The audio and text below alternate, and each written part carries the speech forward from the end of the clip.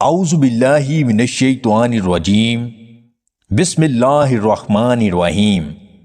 تمام دیکھنے اور سننے والے ناظرین کو میری طرف سے السلام علیکم۔ روزانہ نہار منہ شہد والا دودھ پینے سے کمزور جسم اور پٹھوں میں طاقت آتی ہے۔ اگر منہ میں کوئی زخم نہ ہو اور منہ سے بدبو آئے تو سمجھ لیں کہ معدہ خراب ہے۔ جسم میں طاقت اور خون کی کمی کو پورا کرنے کے لیے دودھ میں ہلدی ملا کر پیا کریں۔ اگر دودھ میں عرق لیمو ملا کر صبح شام چہرے پر لگایا جائے تو چہرہ خوبصورت نکل آئے گا۔ ذیابیطس کے مریض دارچینی کا سفوف چائے میں ڈال کر پیا کریں، بہترین علاج ہے۔ اگر نمک اور شہد ملا کر دانت صاف کیے جائیں تو دانت چمک جائیں گے۔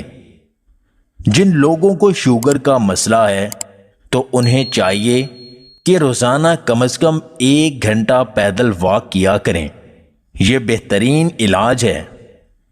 1 گلاس پانی میں 1 چمچ زیتون کا تیل ملا کر ہاتھوں کو دھو لیجئے، ہاتھ نرم و ملائم اور چمکدار ہو جائیں گے۔